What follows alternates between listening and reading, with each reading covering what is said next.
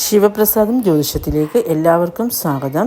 ഇന്ന് നമ്മളിവിടെ പറയാൻ പോകുന്ന വിഷയം എന്ന് വെച്ചാൽ, ശിവഭഗവാന് നമുക്ക് പിൻവിളക്ക് നടത്തിയാൽ നമുക്ക് എന്തൊക്കെയാണ് ഗുണങ്ങളുണ്ടാകുന്നതെന്നും പിൻവിളക്ക് നടത്തിയാലുള്ള പ്രയോജനങ്ങളെ പറ്റിയാണ് ഇന്നത്തെ വീഡിയോയിൽ പറയുന്നത്. അതായത് നമ്മുടെ ഈ ലോകത്തിൻ്റെ തന്നെ ജ്യോതിഷനാണ്, ഭഗവാനാണ് ശിവഭഗവാൻ എന്ന് പറയുന്നത്. അദ്ദേഹത്തിലാണ് എല്ലാ ഇതും, അതായത് ഭഗവാനിലും ദേവിയിൽ നിന്നാണ് നമ്മളുടെ എല്ലാം.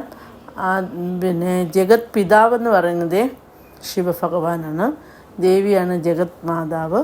അപ്പോൾ ആ ഭഗവാന്റെ മുന്നിൽ, അതായത് ഭഗവാന് എപ്പോഴും പാർവതി സമേതനായിട്ടിരിക്കുന്ന ക്ഷേത്രങ്ങളിൽ, അതല്ല ഭഗവാന് എല്ലാ ക്ഷേത്രങ്ങളിലും അങ്ങനെ പാർവതി ദേവിയുടെ സാന്നിധ്യത്തിലല്ലാത്ത ക്ഷേത്രങ്ങളും ഉണ്ട്. ആ ക്ഷേത്രങ്ങളിലാണ് പ്രധാനമായിട്ടും പിൻവിളക്കുള്ളത്. പക്ഷേ എല്ലാ ക്ഷേത്രങ്ങളിലും, രണ്ടുപേരോട് ഇരിക്കുന്ന ക്ഷേത്രങ്ങളിലും പിൻവിളക്ക് വയ്ക്കാറുണ്ട്. അപ്പോൾ അങ്ങനെ ഉള്ള സാഹചര്യത്തിൽ ശിവഭഗവാന് ദേവിയുടെ ആ സാന്നിധ്യം അവിടെ വരുത്താൻ വേണ്ടിയാണ് പിന്നിലും വിളക്ക് വെക്കുന്നത്. അതായത് ഭഗവാനും ദേവിയും അർദ്ധനാരീശ്വരനാണല്ലോ, അതായത് ഒരു ശക്തിയാണല്ലോ. അപ്പോൾ ആ ശക്തി, അതായത് ദാമ്പത്തിക ജീവിതത്തിൽ പ്രശ്നങ്ങൾ അനുഭവിക്കുന്നവർ ഉറപ്പായിട്ടും എല്ലാ മാസവും അവർ ഒന്നുകിൽ ഭർത്താവിൻ്റെ നാളിന് അല്ലെങ്കിൽ ഭാര്യയുടെ നാൾ വരുമ്പം ആരുടെയെങ്കിലും രണ്ടുപേരുടെ ഒരാളുടെ നാൾ വരുന്ന ആ ദിവസം, ഒക്കുന്ന ദിവസം എന്നല്ല, ഈ നാൾ പിറന്നാൾ വരുന്ന ദിവസം ഭഗവാന് പിൻവിളക്ക് സമർപ്പിക്കുക. അതായത് നമുക്ക് വലിയ ചിലവുകളോ ഒന്നുമേ ഇല്ല. നമുക്ക് നല്ലെണ്ണ മേടിച്ചുകൊണ്ട് പോവുക, എന്നിട്ട് അർച്ചന എഴുതിയിട്ട് അല്ലെങ്കിൽ എണ്ണ കൊടുത്തിട്ട് തിരുമേനിക്ക് ദക്ഷിണ കൊടുത്തതിന് ശേഷം പറയുക, ഇതുപോലെ പിൻവിളക്ക് നടത്തണമെന്ന്. അപ്പോൾ ഭഗവാന്റെ പിറകുവശത്തായിട്ട് ഒരു ഗ്ലാസ്സിൽ അത് ഇങ്ങനെ പ്രതിഫലിച്ച് കാണാൻ സാധിക്കും. ആ വിളക്ക് നമുക്ക് കാണാൻ പറ്റില്ല, പക്ഷെ ആ പ്രകാശം ഇങ്ങനെ അതിലൂടെ ആയിരിക്കും നമുക്ക് ശിവലിംഗത്തെ കൂടുതൽ ഇതായിട്ട് നമുക്ക് ഭഗവാനെ കാണാൻ ദർശനഭാഗ്യം ഉണ്ടാകുന്നത്. അപ്പോൾ അതാണ് പിൻവിളക്ക്. പിറകിലെ ആ വിളക്കാണ് തെളിയിക്കുന്നത്. അതിലൂടെ നമ്മുടെ ദാമ്പത്യ ജീവിതത്തിലുണ്ടാകുന്ന സകല പ്രശ്നങ്ങളും, അതായത് പരസ്പരം കലഹിച്ചൊക്കെ ഇരിക്കുന്ന ദമ്പതികളാണെങ്കിൽ അവരുടെ ദാമ്പത്യപരമായ അവരെന്തിനാണോ കലഹിക്കുന്ന പ്രശ്നങ്ങളെല്ലാം ഭഗവാനും ദേവിയും കൂടെ അത് മാറ്റി തരുന്നതായിരിക്കും. അതുപോലെ തന്നെ പ്രണയം സഫലമാകാത്ത, അത് വിഷമിച്ചൊക്കെ ഇരിക്കുന്നവർ ആഗ്രഹിച്ച ആളിനെ തന്നെ വിവാഹം കഴിക്കുന്നതിന് വേണ്ടി, അതുപോലെ തന്നെ രോഗദുരിതങ്ങളൊക്കെ മാറി ശത്രുക്കളിൽ നിന്നൊക്കെ രക്ഷ നേടുന്നതിന് ഒക്കെ നമ്മൾ ഓരോന്നും സങ്കല്പിച്ച് ദാമ്പത്യ സൗഖ്യം മാത്രമല്ല, ദാമ്പത്യ സൗഖ്യമാണ് ഏറ്റവും ഇമ്പോർട്ടൻ്റ്. അതിനുശേഷം അത് കൂടാതെ തന്നെ നമ്മളൊക്കെ ഇപ്പോൾ ഓരോ സങ്കല്പങ്ങളുണ്ടല്ലോ. അപ്പോൾ ഓരോന്നും സങ്കല്പിച്ചിട്ട് നമുക്ക് ഭഗവാന്റെ മുന്നിൽ പിൻവിളക്ക് ഭഗവാന് നടത്താം. അപ്പോൾ അതിനോടൊപ്പം തന്നെ ഒരു കുളത്ത് മാലയും കൂടെ ഭഗവാന് ചാർത്തുക.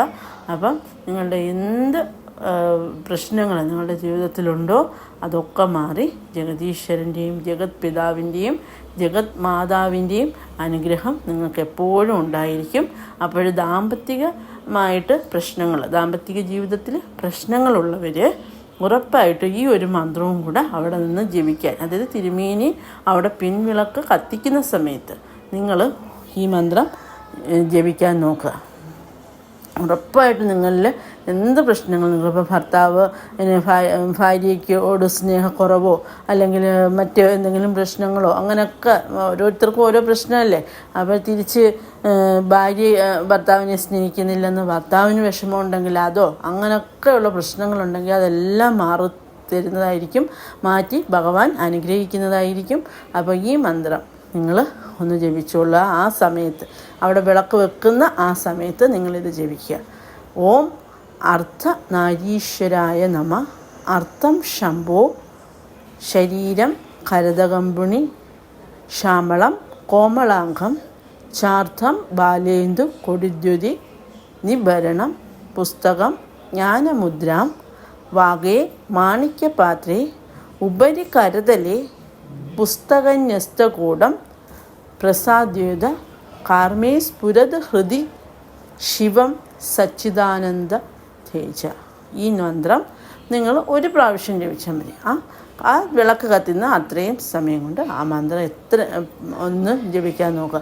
അതല്ല ഈ മന്ത്രം പഠിക്കാനൊക്കെ നിങ്ങൾക്ക് ബുദ്ധിമുട്ടാണെന്നുണ്ടെങ്കിൽ നിങ്ങൾ വേറെ ഒന്നും ജപിക്കേണ്ട, ഓം നമ ശിവായ എന്ന മന്ത്രം ജപിക്കുക.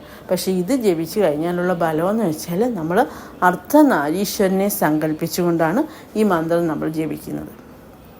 ദേവി രണ്ടുപേരെയും ഉറ്റുപോലെ നമ്മൾ പ്രസാദിപ്പിക്കുകയാണ് ഈ ഒരൊറ്റ മന്ത്രത്തിലൂടെ നമ്മൾ ചെയ്യുന്നത്. അതുപോലെ വിവാഹം നടക്കാതിരിക്കുന്ന കുട്ടികൾ ഉറപ്പായിട്ടും വിവാഹത്തിൽ എന്തെങ്കിലും പ്രശ്നങ്ങളൊക്കെ ഉള്ളവർ, നാളിന് എന്തെങ്കിലും പ്രശ്നങ്ങളൊക്കെ ഉള്ളവരും ഈ മന്ത്രം ജപിക്കാവുന്നതാണ്. അവർക്കും ഇത് ഉത്തമമായിരിക്കും. വളരെ പെട്ടെന്ന് തന്നെ വിവാഹം നടക്കുന്നതാണ്. അതുപോലെ അവർ പിൻവിളക്കിനൊപ്പം തന്നെ അവർ എല്ലാ മാസവും ആ പെൺകുട്ടി, ആൺകുട്ടിയാണെ അതിന് അവരുടെ നാളിൻ്റെ അന്ന്, പക്കപ്പിറന്നാളിൻ്റെ അന്ന് ഭഗവാന്റെ അടുത്ത് ഒരു ഈ മംഗല്യ പൂജ നടത്താൻ പ്രത്യേകം ശ്രദ്ധിക്കുക. അതായത് സ്വയംവര പൂജ, മംഗല്യ പൂജയല്ല സ്വയംവര പൂജ. മംഗല്യ പൂജയെന്നും പറയും, സ്വയംവര പൂജയെന്നും പറയും. അത് ഉറപ്പായിട്ടും ചെയ്യാൻ നോക്കുക. അപ്പോൾ ഉറപ്പായിട്ടും നമുക്ക് വിവാഹ തടസ്സങ്ങളുണ്ടെങ്കിൽ അത് നമ്മൾ ഇത്ര പീരീഡ് വെച്ചിട്ട്, അതായത് 12 months നമ്മൾ ഭഗവാന്റെ അടുത്ത് പിൻവിളക്ക് കത്തിച്ചോളാം. അതുപോലെ അന്നേരം ഞാൻ സ്വയംവരാർച്ചനയും നടത്തിക്കൊള്ളാമെന്ന് മനസ്സുകൊണ്ട് അങ്ങനെ നടക്കാതിരിക്കുന്നവർ ഇപ്പോഴേ നേർന്നോ, 6 അല്ലെങ്കിൽ 7 മാസത്തിനകം നിങ്ങളുടെ വിവാഹം ഉറപ്പ് നടന്നിരിക്കും. നിങ്ങളുടെ കുട്ടികളാണെങ്കിലും അങ്ങനെ വിഷമിച്ചിരിക്കുന്നവരാണെങ്കിൽ അവരുടെ വിവാഹ തടസ്സം നിങ്ങൾ ഉറപ്പായിട്ടും മാറി ഭഗവാൻ ജഗദീശ്വരനും മഹാദേവനും മഹാദേവിയും അത് നിങ്ങൾക്ക് എല്ലാ പ്രശ്നങ്ങളും ദാമ്പത്യ സൗഖ്യം തരുന്നതായിരിക്കും. അതുപോലെ വിവാഹം നടക്കാതെ വിഷമിക്കുന്നവർ ഇങ്ങനെ ഒരു കാര്യം കൂടെ ചെയ്യുക. ഉറപ്പായിട്ടും എല്ലാ പ്രശ്നങ്ങളും മാറി എല്ലാവർക്കും എല്ലാ അനുഗ്രഹങ്ങളും ഭഗവാൻ തരട്ടെ.